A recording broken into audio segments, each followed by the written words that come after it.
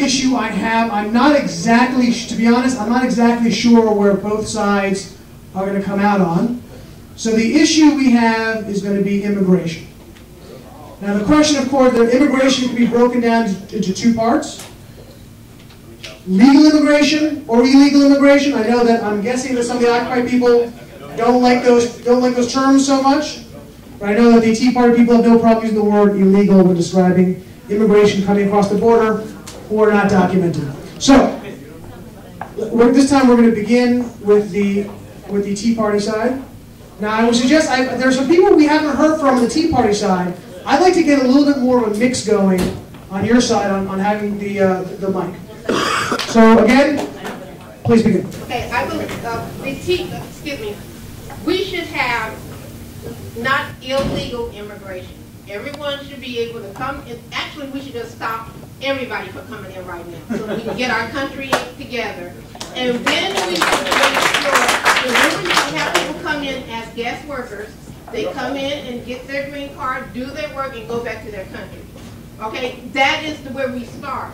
And then those that are here we know that we have to work out a situation where the kids who are born to illegal immigrants in this country, we've got to do something so we can keep everybody in the country, but we have to do it in a smart way, you know. And so that's going to be the problem, because we can't throw kids out who are American citizens. But we also have to think about those people who come into the country who purposely come here to have their children here so that they can stay into the country. There are a lot of different things we have to realize, and we also need to understand that not every person that comes into this country illegally comes from Mexico. There are people that come here from England, there are people that come here from Germany, there are people that come here from all other countries, and we have to make sure that they don't get to come here and stay here illegally either.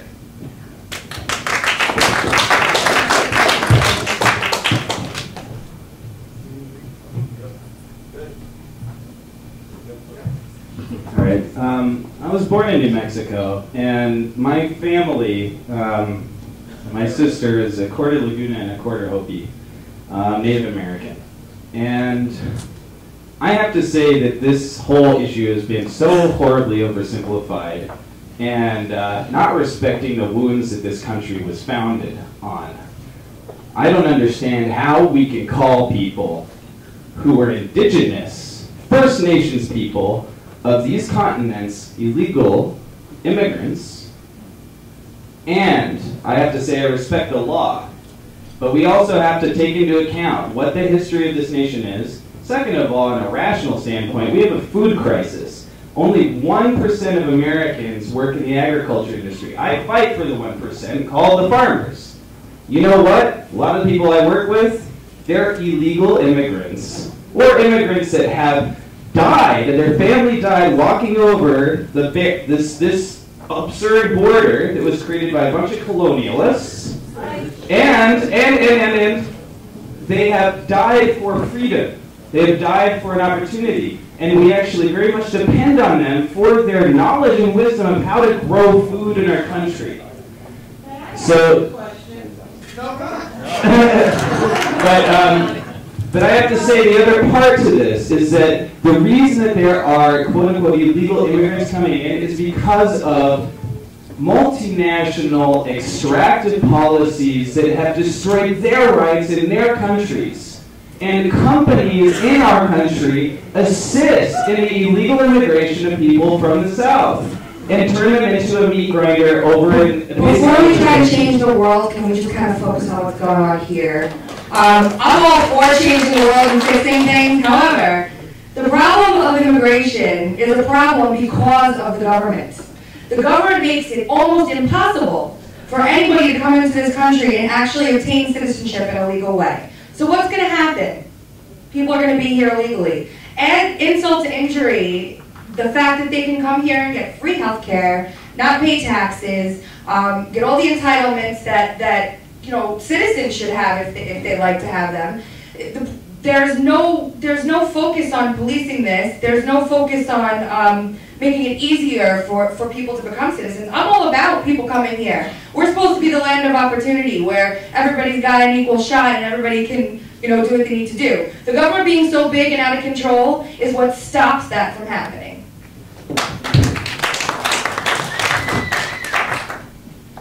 Immigration, it's too big a word, because firstly, we should be discussing refugee resettlement programs. Refugee resettlement programs are where we're importing whole communities from Somalia, for example, changing the entire landscape of a town. These are not people that are fleeing anything. The refugee resettlement status is determined not by the U.S. government, but it's determined by the UN. And so you see towns like Emporia, Kansas, and Lewiston, and Nashville, that are importing whole communities from Somalia, for example. I think that it's ridiculous. I think that immigration from jihadi countries is a mistake. No one's against immigration. Everyone in this room is an immigrant. We love immigration, okay? The problem is rule of law, and you have to know who's coming into the country. Let me just throw something in.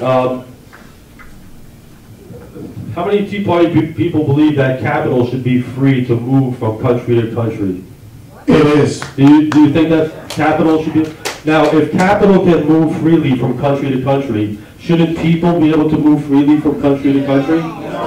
They are in the United States. So why do you want to put free individuals at a disadvantage to the corporations that have the capital? Why? Let me bring this back on topic, because we've gotten off topic even on our side. When it comes to immigration, the issue is lawful presence. Lawful presence is your ability to stay in this country under our rule of law. And we actually agree on your opening parts of your statement. Where the argument then falls is, where do we get to the solutions? In 1985, we had the Reagan amnesty. There were an estimated 5 million illegals. It didn't solve the problem because we didn't go to enforcement. The federal government, to your points on both sides, on the Republican side of either literally given in to the Cargills, the Monsantos, and the major agribusiness, because they could get them easier than on a guest worker program, which is one of the solutions. So the real solutions in immigration is, one, we do close the border. 1 minute, occupy. That's our Tea Party, sorry. You close the border, that's number one. You stop the bleeding. The second thing you do is you then have to sort out the felons and those who should be here lawfully, and we can have a path to lawful presence, not a path to citizenship, because you shouldn't subordinate the people who've been coming here legally, or the 6 million who are now online, held up by the DREAM Act, which was done by fiat by Obama. It didn't solve the problem. Let me just say, 30 seconds. There are people here that are pretending that they love our country, and they're here. There are organizations that are using you young people to say that they're Americans. And I have seen personally people that raised their country's, so-called country's flag, and then when they were told that they weren't being American, then they came up with American flag. We need to be aware of this kind of thing, and that's the kind of thing that we got to get this straight now. Now it's up to us. Tea Party time. Occupy, you have about 2 minutes. All right. 2.5 minutes. Okay. The lawful presence of immigrants that are seeking basically opportunity in this country is an absolutely vital solution, and it has to come from what I would say, hopefully, based on state rights. I don't understand how, and I typically agree with the libertarian point of view that the government, the more centralized decision-making is, the more out of whack it is with the local reality. And every single state has a totally different experience. I grew up in New Mexico, and one major issue that's got to be dissociated from this is I mean, basically, just an unfortunate fear of different languages and people who speak differently. No, I'm not trying to accuse anybody, but this is, and there is. It's just, I'd like to, this is like sort of something that came to me today. It's really hard for me to actually use my time well, if you want to hear something of actual significance. That is, if we want to be, listen, this is an interesting idea, okay? If we want to be so-called competitive with China, right? It might not be a bad idea for us to be able to speak more than one language. It's also an expansion of our awareness. I couldn't survive in this city if it wasn't for the fact that I could go anywhere and speak Spanish. I grew up in a state where white people are the minority. And it was very... No, it's just that it was a one... this is really just, I'm a little ADD. It's really hard to speak when you do this. So, it's just that we can do this in a lawful manner that disentangles. I would never accuse any of you of being racist. It's just that the media has made it impossible to hear the reasonable solutions by highlighting, unfortunately, racist individuals in every movement. We've been called racist and like all over the place, and it's completely destroyed the real goodwill to have a healing of these cultural differences and a lawful abiding of our national sovereignty that must be respected by any individual that wants to participate in our country. Yep. You got a little more time. Anyone else want to chime in from your side? I got a question. Do you believe in America's sovereignty, or do you believe that we're just another part of a piece of the puzzle? So that's I think where we disagree. I honestly believe that the future of the world is the United States of the world, and that our country is the model. Is the model where it is a constitution, where a country, it's not the United Nations, it's our country that holds onto its sovereignty of our constitution, that we get to uphold our laws, just as any state gets to uphold their laws. Okay. So we need to spread freedom through the way that we model our beautiful experiment of a nation. That was a very interesting debate. I just want to ask our participants here, the Occupy Tea Party, so we're clear. On the Tea Party side, how many of you believe we should have no immigration at all, close immigration right now, altogether? Anybody? Would you believe that we should? Is she the only one who believes that? For clarification purposes? It's not a valid approach because it's an ongoing legal immigration that needs to continue. It's the illegal. No, I'm asking legal immigration. When people come in, they go in line. Except for you, nobody else wants to close immigration. I understand. Okay. We need to get that straight. But you're saying close illegal immigration just for now? Just to take care of our business. To be clear. I'm just asking. I'm not debating it. I'm just asking. And on your side, maybe there should be a Tea Party versus Tea Party. You know why that actually works? Because we don't work within a defined narrative. We respect from the Occupy side, how many of you believe that anybody should come to this country at any time? With restraints. We With no restraints. I'm saying that people can just move here. We experienced it in the park. It's not a great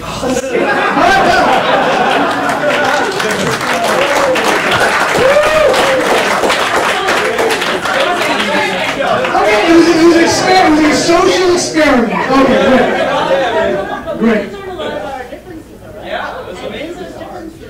Within the Occupy movement, you mean? Of course. Okay. And I think that is really what was the most positive outcome of our experiment at the park, is that within all these differences, we were able to find common ground. Yeah. Great. And we also took care of the people that came to the park with food, social workers, psychiatrists, doctors. Okay. All right. I want to get off topic and start with the virtues of each side. Let's move on to the next topic. The next topic is going to be taxation.